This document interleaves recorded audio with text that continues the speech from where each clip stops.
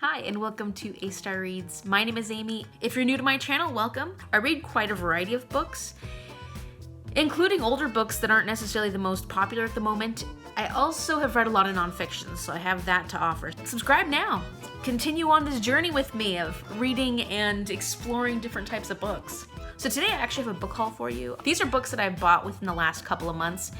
And to be honest, I typically don't buy that many books unless it's like a book sale where they're $1 each, or I'm trying to support one of the local bookstores or what have you. However, especially since I've started doing BookTube, you know, when I have TBRs and there's books that are not available at the library and I really want it and it's hard to get a hold of, I have broken down and bought it. So there are definitely some books on here that I would not have necessarily purchased if I could have gotten it from the library. However, I wanted to get them read, so that's how the cookie crumbles.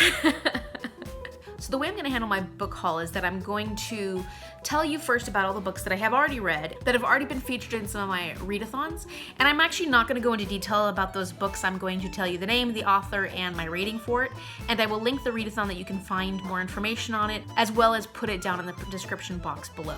So, going through those quickly, first want to tell you that I read Silence of Bones by June Her, and this is a 5-star book. You can find this in my readathon vlog, which is actually on my sister channel. I do a travel channel, and that's where I started my YouTube. When I did the readathon and I filmed it, I loved it so much that I was like, I need to have a BookTube channel. I didn't know that BookTube was a thing before that, and I fell in love with it. I also fell in love with this book, so if you're interested in something written by a Korean author, and you like suspense, mystery, especially mystery, this is a fantastic book. Check it out. I can't wait for June Her's next book to come out. I think she's gonna become a favorite author of mine. The next books are all books that I read for the reading rush, which happened in August, and although I really enjoyed that experience, I was pretty disenchanted at the end. I was a little frustrated. I didn't get to my day 7 vlog because I just it kind of felt icky there at the end, and so I like what I did though, so if you'd like to check out my reading vlogs, go ahead and check them out here and down in the description, and I'll go through these books fairly quickly for you.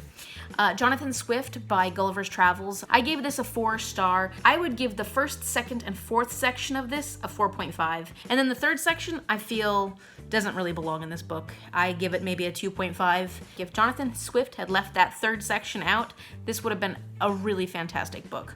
Also, I think it's funny that people always consider this a children's book because this is political and social satire. It's not for children. I mean, maybe they've adapted it so that children can enjoy it, but if you've not read this thinking, oh, it's a children's book, you're gonna be very surprised. It is not for kids, really. The next one I wanna talk about is The Dreamer by Karen Thompson Walker, and I didn't really completely give this a rating. I would give the first 2/3 a 4, maybe a 4.5 stars. I loved where she was going with this book. The last third was very philosophical, and that's not necessarily a bad thing. I was reading this during a readathon, and I wasn't prepared for that, and I didn't really have the time to kind of digest some of the things she was going through in the last third of this book. So this is one of those ones that I feel like I need to read again before I can really rate, and read it when I have time to kind of think about it. The next book I want to talk about is Down and Out in London and Paris by George Orwell. I picked this up because I wanted to read a little bit more by George Orwell. I read 1984, and although I liked it well enough, it wasn't one of my favorite books because of the characters. I really ended up enjoying this. However, I need to warn you that there is a lot of filth and pests and different things like that. If you have difficulty reading about that, especially like in food or in restaurant service or things like that, be very careful because this one could gross you out quite a bit. It's a fictional memoir, but realistically, George Orwell tended to live like this in Paris and London, where he was living among the poor classes of society. He's sort of speaking of his experiences living in poverty, and that's really what this book is all about. The next one I want to talk about is Such a Fun Age by Kiley Reid. This one is fantastic. I think I gave it 4.5 stars, and I really appreciated this book for the discussion of performative allyship and implicit racism, because there's a lot of elements to racism that aren't completely visual and verbalized. We don't necessarily see the pain that they cause because they're not explicit words or what have you, but there's a lot of elements of racism that we need to be aware of because we could be behaving in ways that are actually very racist and we don't realize. This is a great book if you want to look a little deeper into some of the forms of racism that need to be addressed during the Black Lives Matter movement. Okay, and the last book that I read for Reading Rush was Practical Magic by Alice Hoffman. I had seen the movie, but I had never read the book. This is all about the Owens women, which are a long line of witches. There are two main sisters in here, Jillian and Sally, and they're trying to get as far away from the history of the witchcraft in the family as possible. And they're also dealing with domestic violence and then murder because of what that domestic violence does to them. And so there is magic in here, however, it's more like it's the practical magic. It's more like love spells and curses and different elements of love that they're having to deal with. I gave it 4 stars. I know that some people weren't as crazy about it. I liked this as much as I liked the movie, even though there were definitely differences. I recommend it if you like the movie. Okay, so for the Tome Topple Challenge, I read The Warmth of Other Suns by Isabel Wilkerson. I also put this in a recent video about my August nonfiction recommendations, so I'm actually not going to talk about this at all because I talk about this extensively in that video, so I will link that here and down below. And I really think this is an important book to be reading right now. Okay, and so my last readathon book that I read recently was For Summerween, and that was Stephen King's The Shining, which I really enjoyed. This was a 4-star for me. I felt like the beginning was kind of slow, and so in the beginning I wouldn't have rated it as highly, but then once it picks up like a third of the way through, it just starts going faster, and it was fascinating to read this after having watched the movie many, many times. The book was very different. Yeah, I recommend picking this up if you like Stephen King, and I'm looking forward to reading Dr. Sleep, which is the sequel that came out like 20 years later. So the next one was a gift. A gift from 2 people that loved me so much that they felt I needed to be rewarded in this way. You know who you are, Shell and Nathaniel. This is The Dollhouse Murders by Betty Wren Wright, and it's a kid's book. It's a middle grade book. So Shell and Nathaniel happen to know that growing up, my biggest fear was dolls. I was afraid of dolls. I had high respect for my own stuffed animals and dolls, and I treated them very kindly because you never know when they're gonna come back and get you. And I don't have that same fear now. However, you know, if I had to spend the night in a museum full of dolls, I don't think I'd be very comfortable. But I can handle it now. Shell thinks it's funny to continue to tease me about this fear, and so they bought me this book. And what makes this book very special is that the main character's name is Amy. Amy is terrified. She hears scratching and scurrying noises coming from the dollhouse, and the dolls she was playing with are not where she left them. So you know what, Shell, Nathaniel? I am going to read this, and I will probably read it in October, and I will show you that I am not afraid. Thank you so much, Shell, Nathaniel. I appreciate the gift. This next book is on my current TBR for September, and I will be reading it. I'll be getting to it within the next couple of weeks. I'm excited about reading it because I've heard a lot of things on BookTube, and my mom actually already read it and she loved it. So this should be a fun read, a nice, simple, easy read. It's Beach Read by Emily Henry. And this book is really about 2 authors who are kind of down and out in their luck, and they have a bit of writer's block. He writes contemporary fiction, some more heart-wrenching kind of, you know, very deep books. She writes nice, fluffy romance. And in order to get out of their slump, they decide to switch genres and sort of push themselves out of their writer's block. So she has to write something that's contemporary fiction with a lot of emotions, and he has to write something nice and fluffy and sweet. And I'm guessing a romance ensues from there. I think this sounds like a really fun read. Right now, with all the fires and smoke, we don't really have the nicest weather, so it doesn't feel like summer. So at least I'll be able to feel like I get a bit of summer in this, and that'll be nice the next couple of weeks. So, beach read. Okay, so this next set of books are books that I haven't read yet, and most of them are for upcoming TBRs or readathons, and so I do have plans for most of these, and so I'm not going to go into too much detail about them because I will probably be talking about them in an upcoming video. However, I would like to give you a little bit of an idea of what they're all about. So the first one is Home Before Dark by Riley Sager. I have never read anything by Riley Sager, and all I hear about on almost every single booktube is Riley Sager's name. And I'm tired of this. I'm taking care of this in October. I'm going to be reading more than just this, but I will be reading Home Before Dark for sure. Home Before Dark is about a girl named Maggie who actually ends up inheriting a house from her father. It turns out that this house is haunted, and she's kind of trying to figure out more about the history of the house.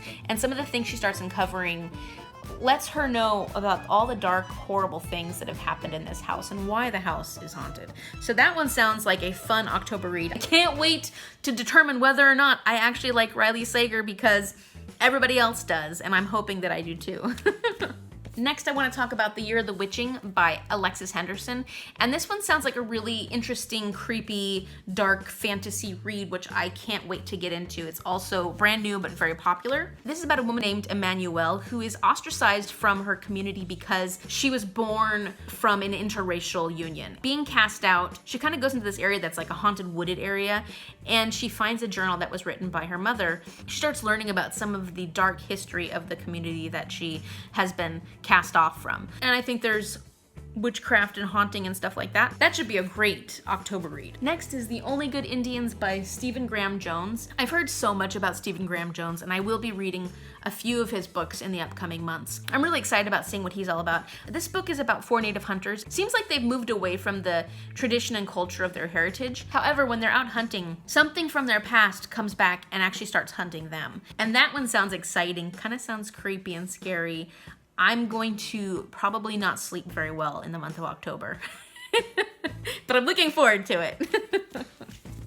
I want to talk about Beloved by Toni Morrison. This one I got used, and it was like one of those, I had a free book with thrift books, and so I was like, I've been wanting to read this for a very long time. Okay, so this book is about a woman named Setha who escapes slavery and moves to Ohio. She's being haunted by her past as well as the ghost of her child. She's trying to move past all the horrors of her enslavement. However, all of a sudden a mysterious teenager comes and presents herself to Setha, and she has to then face the things from her past that she has been trying to push away. This sounds like a really, really sad book, but it also sounds like a very important one. And I've heard amazing things about this as well as the writing style. I'm excited to read this. I watched a little interview on Toni Morrison, and it made me look forward to reading this even more. So the next book I want to talk about is Kojawea the Half-Blood by Mourning Dove. And this was actually written like in 1927. And like her character, Mourning Dove was also mixed race. She was half Okanagan native and half European. And with this book, she really wanted to discuss the difficulties of living among 2 different cultures.